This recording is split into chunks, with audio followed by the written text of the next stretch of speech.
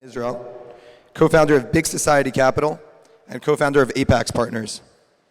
Through his endeavors, Sir Ronald has not only pioneered, but also revolutionized the way we approach social challenges through financial mechanisms. His relentless pursuit of social impact, combined with a deep understanding of finance, has led to groundbreaking innovations that have transformed lives and communities. With that, I present you a role model of my own, Sir Ronald Cohen, talking about optimism is a moral duty.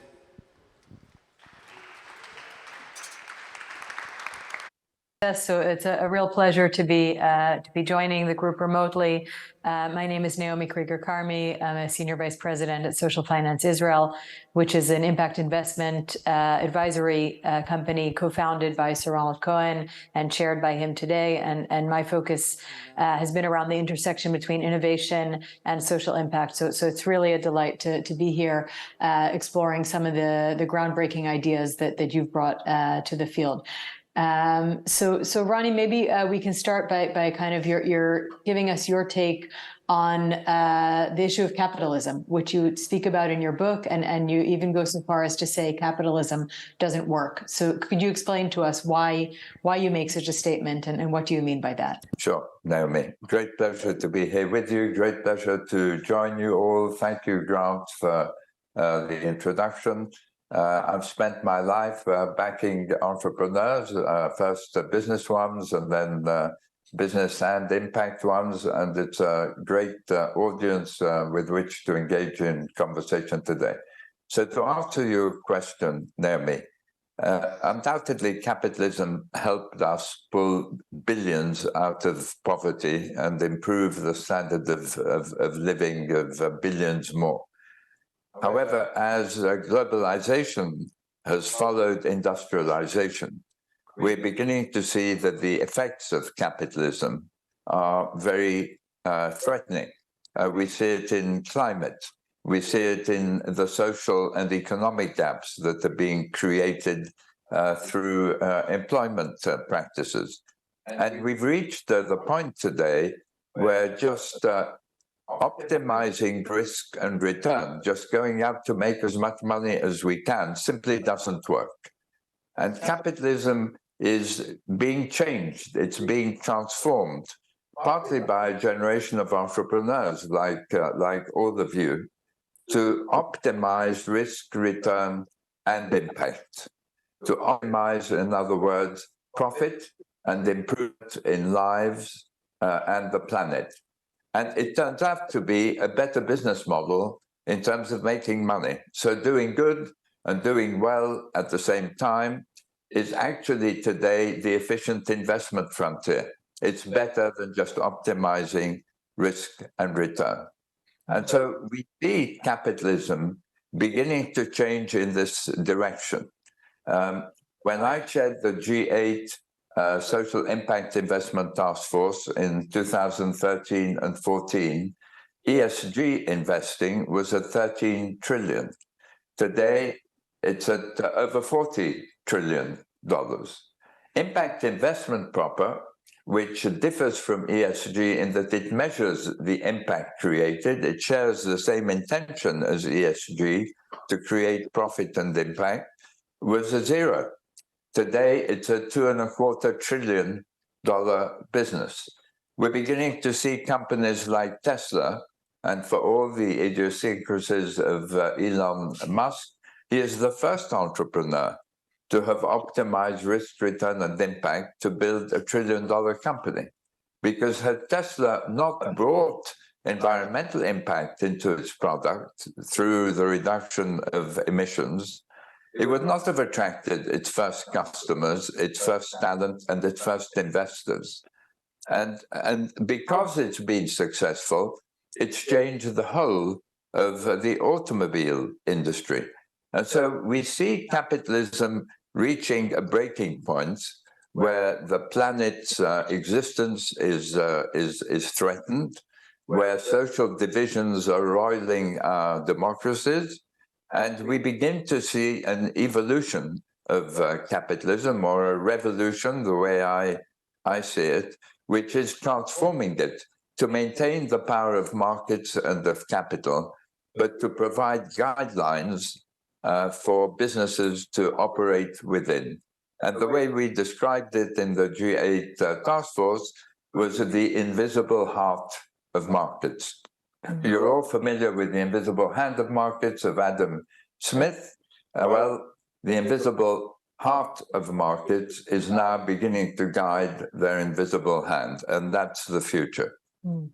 Oh, thank you. And I think that what's really interesting about what you say is that people have become familiar with the term impact, but they still see impact investing or impact ventures as a sector, as a there's a certain subset of ventures which we could call impact ventures, a small proportion of investments which we could categorize as impact investments. But you actually say that impact should be at the core of every venture. So could you explain a little bit about that? Absolutely. What we're beginning to find now is that the flows of capital of ESG, and ESG has pushback today because it's not measuring its impact. It's not the intention of ESG that's being attacked by investors. It's the fact that it's not delivering the impact that it intends to deliver. But ESG at 40 trillion is equivalent to about half of all assets in the hand of professional asset managers. The SEC has put on the table now transparency in terms of quantity metrics, tons of carbon and so on, for environmental effects created by all companies, big and small. IFRS, which regulates financial accounting across the rest of the world, has created a new body, the International Sustainability Standards Board, to standardize metrics on both environmental and social metrics. And the EU has already imposed on investment vehicles the need for transparency on environmental effects. And so anybody wanting to sell their financial products or their investment funds across the 500 million population of the EU has to conform with this. So we see a global move now to bring greater rigor to the measurement of impact. And in a way, what's happening now, Naomi, is equivalent to what happened with the introduction of gap accounting in 1933. After the Wall Street crash, as many of you may know, investors stood up and said, my God, we've been investing in companies without knowing what profit they make. Every company can pick its own accounting policies. There are no auditors to verify the numbers. We didn't know what we were investing in.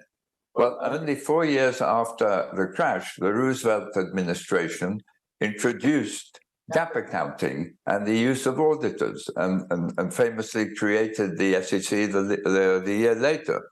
The same is happening now with regard to impact.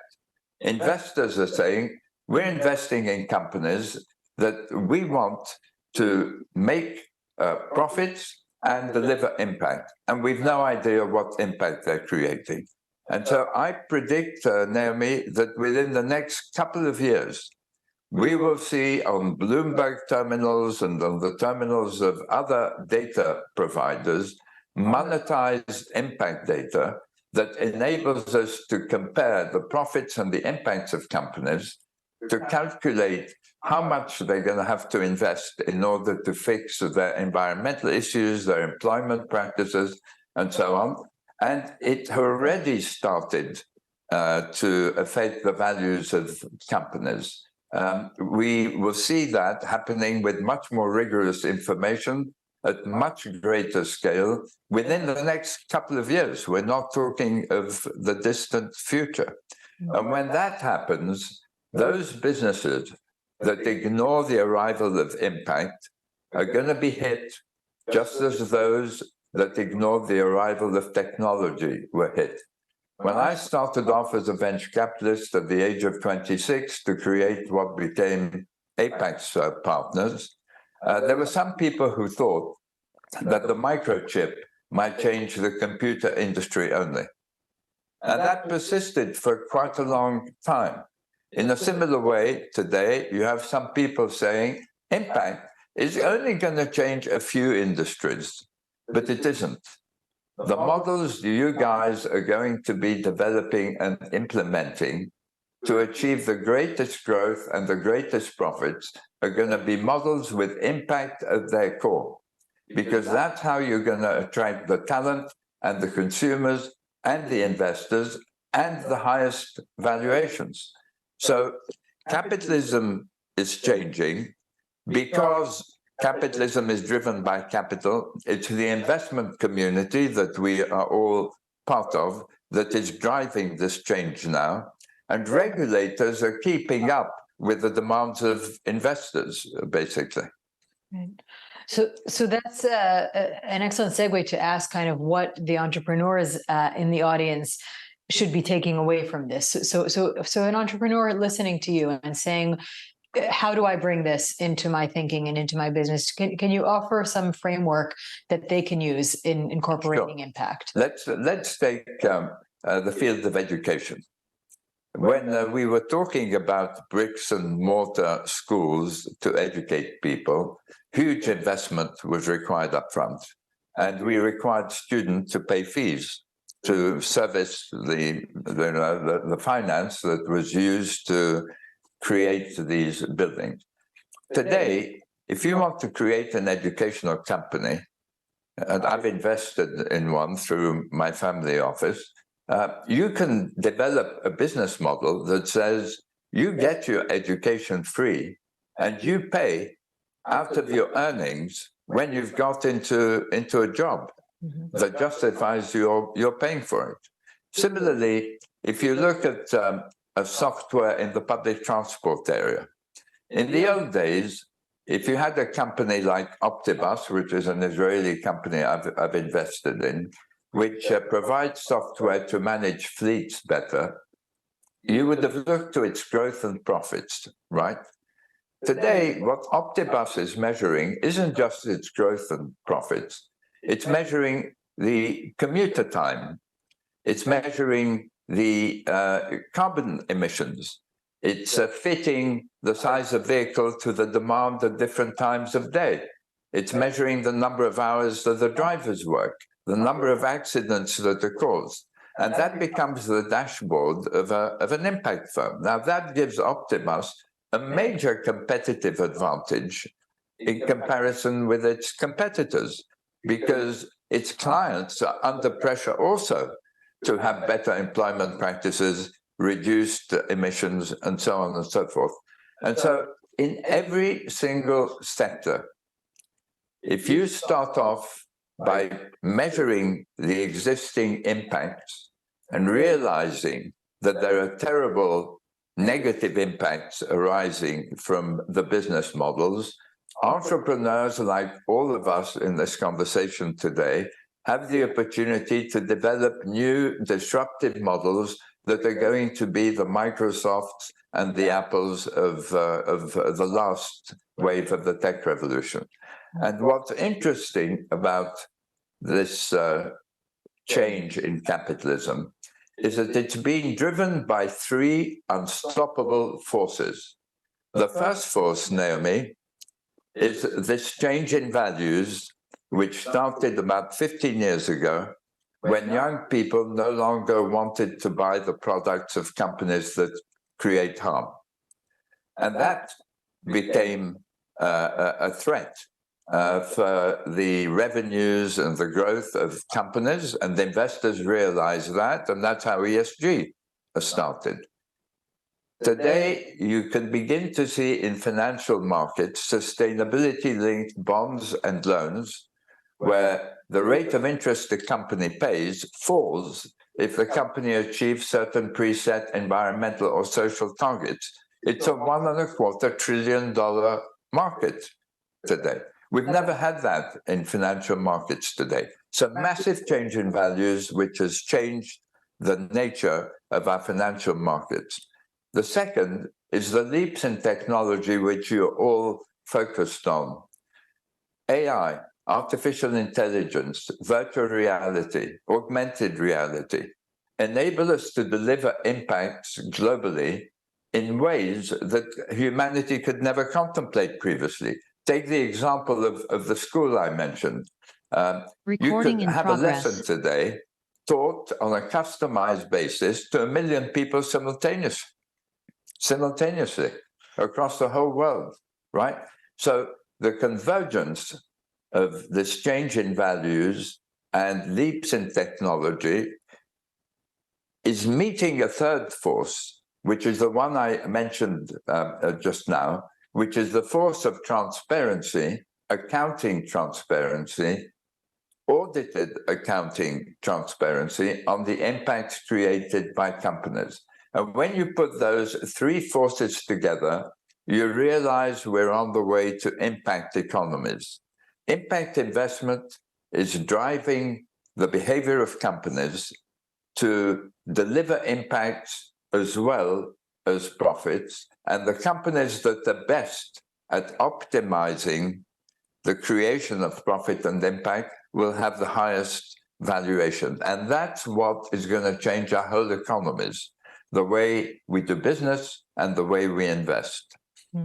Oh, thank you. So I think you're really showing us how it's taking a much wider lens towards business and looking at the long-term drivers of business and of society, and then also adding that what was missing from this puzzle was often the how. You know, how do we measure it? How do we quantify it? And that's catching up now as well. And this is really what helps complete the entire picture. It does. And there's another historic parallel that we should all bear in mind. In case this idea that impact measurement can actually change the world seems a bit remote to some of us in this conversation. I became a venture capitalist in 1972 when I was just over the age of 76. I happened to hear a 26. Professor... Sorry? 26. What did I say? You said 76. 26. That would be remarkable. At the age of 26. Thank you. I happened to hear a professor at Harvard Business School, where I was studying for my MBA, talk about investing $70,000 in a new computer company called DEC, and was going to go public, and his stake was going to be worth $100 million. And that caught my attention. At that time, everybody at the B School wanted a job with IBM or General Motors or any other big company across the world. Very few people thought that entrepreneurship could overtake big companies.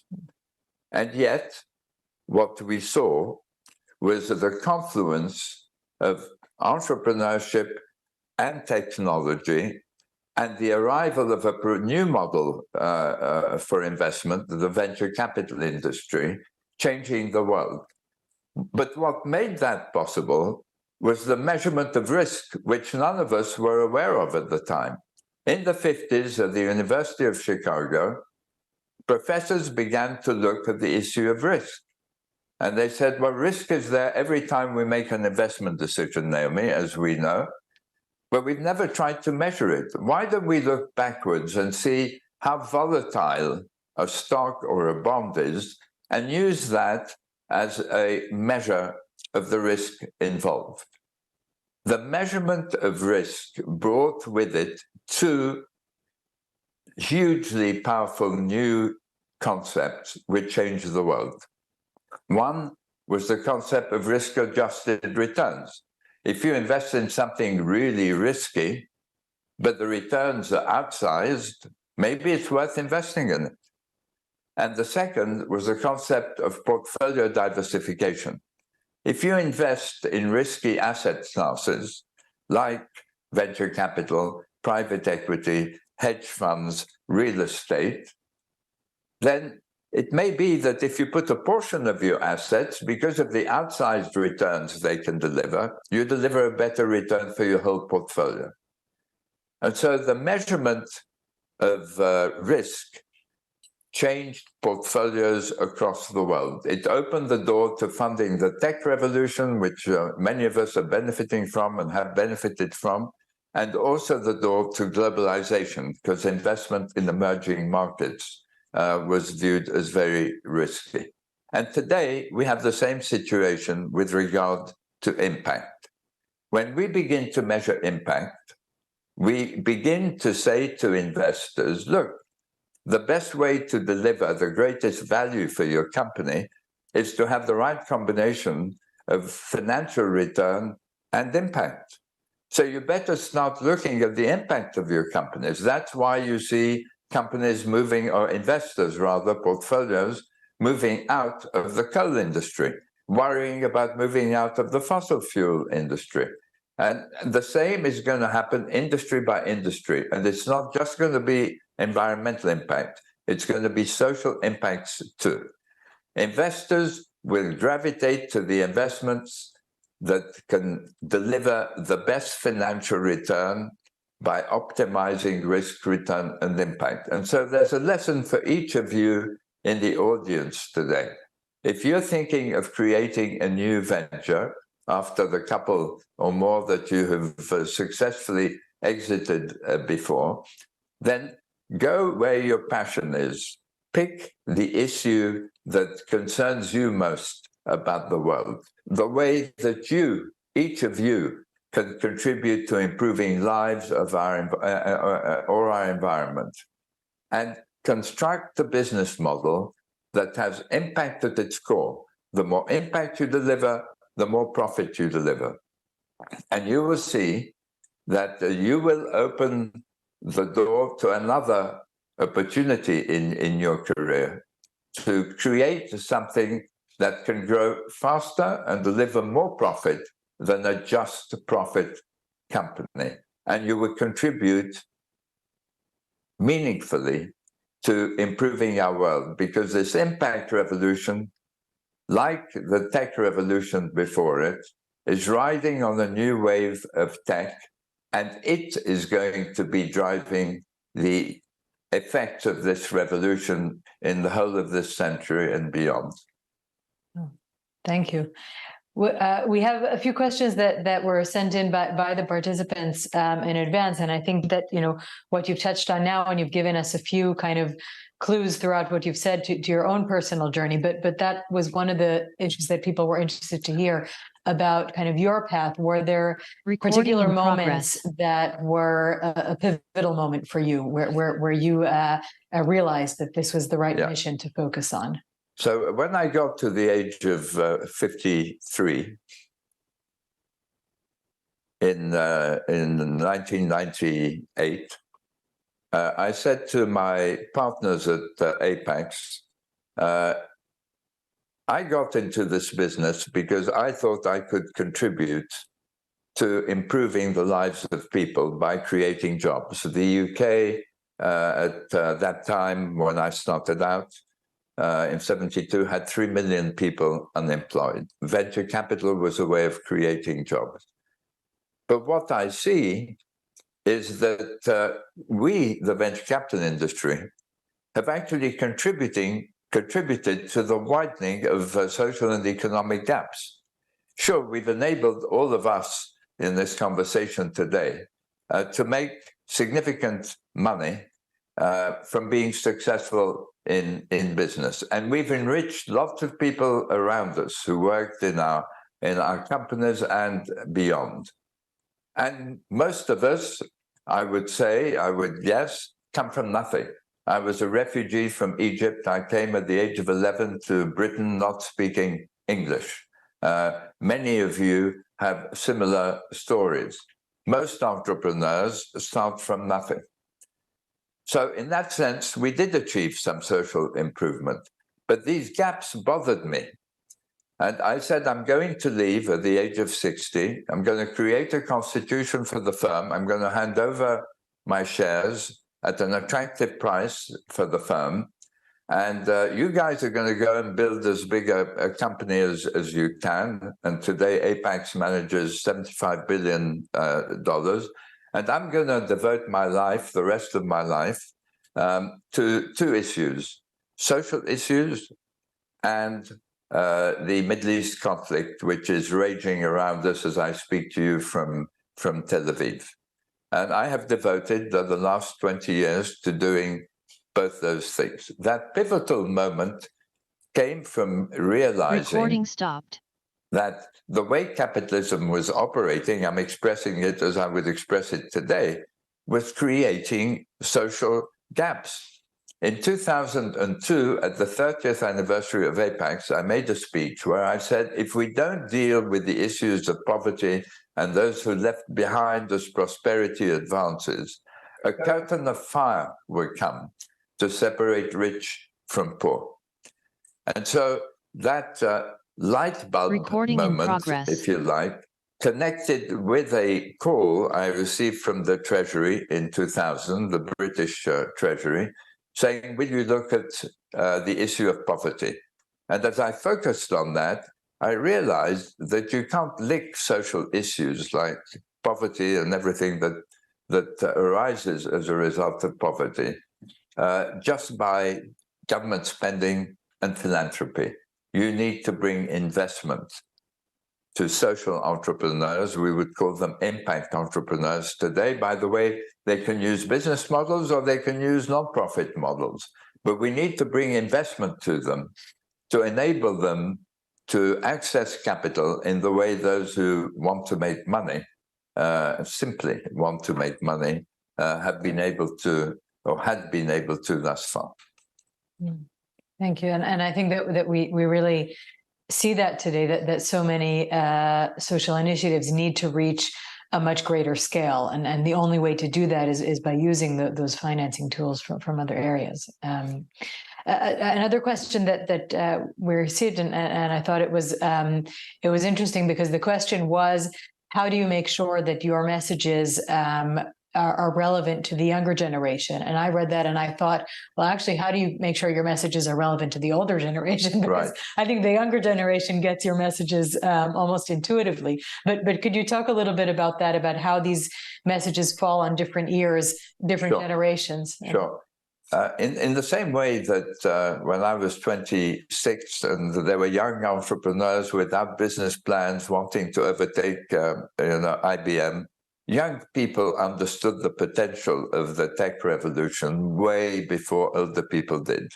The IBMs and the people who worked in them in those days thought they were impregnable fortresses, right? And they were overtaken.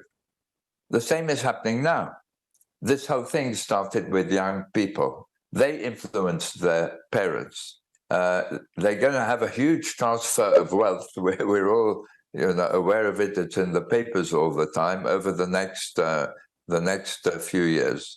And they're going to be in a position to make a real difference through their investments. At the same time, it's young entrepreneurs that are going to do the disrupting again. Elon Musk is young in mind, but it's young entrepreneurs who can think out of the box, who are going to drive this revolution forward. Older people, on the whole, except maybe now in the investment industry, which is much more aware of everything we've been saying today than the corporate world, are reticent to see a change in the status quo. That's why you see legislation against ESG. It reminds me of Galileo going to his trial to prove that the Earth is flat. I mean, it just doesn't make any sense. But people stick to the status quo. They have a huge interest in applying their skills to maintaining the existing system. And so I do believe, Naomi, that this revolution is being driven by young people, young entrepreneurs, young consumers, and young people whose parents are, in one way or another, serious investors. Thank you. And I think moving on, another question that is really interesting, and you spoke about kind of the perspectives of young, and then the perspective from later in life. So how people were interested to know how have your views changed over the years? Have your views changed? Have your perspectives on these issues evolved differently over the years? And can you point to some of those changes if they exist? So I think the previous speaker, the connection wasn't very good and I couldn't hear it, was also around in the 60s when I was. The 60s were a very idealistic time, flower power, the campaign for nuclear disarmament, and so on. It was an idealistic time, not unlike the millennials and the Gen Z generations. My idealism hasn't changed. I guess if you're not an idealist, and you have to be an optimist to be an idealist, you wouldn't become a venture capitalist. It's not it's not an obvious thing to do, to invest in what appear to others to be very high risk ventures. So that hasn't changed. What has changed is the meaning of my life. I never thought my life was about making as much money as I could. I was very happy to make a ton of money, and when I'd made enough that I wouldn't need any more, I was very happy to leave and to look at how I could contribute in a more meaningful way to humankind. And that search for meaning is what the new generation is about too. They don't just want a job. They don't just want to work for a company whose goal is simply to make money, whatever the cost to people or to the environment. It's no longer acceptable in their eyes to act like that. And so it seems to me in some ways that my own attempt to find fulfillment and meaning, which comes from finding a balance between what you do for yourself and what you do for others, is being mirrored in this younger generation today. And some people have said to me, well, that's obvious, because your generation was the generation of the teachers who, taught these younger generations. Maybe we skipped a couple of generations that were very, Milton Friedman materialistic, and now we're back to something that brings humanity back into our lives and our professions, and that's what impact is all about. So we're coming close to the end of our conversation. So maybe just kind of to hand it back to you for closing the session. What are the key points that you would like people to take away, or where would you direct people who have sparked curiosity to learn more about this from the conversation? Where should they go from here? The message I would leave with all of you successful entrepreneurs, and thank you for your very interesting questions also. And I hope I'll get to meet personally many of you in the course of the coming years, is where impact meets technology is where the big opportunity is today. And it's entrepreneurs of skill and vision who are going to disrupt the existing models that deliver negative impact or very little positive impact. So all power to your elbow. I wish you great success in your next venture, and let me know if it's an impact venture and you're looking for an investor. Goodbye. Thank you very much. Thank you, Ronnie.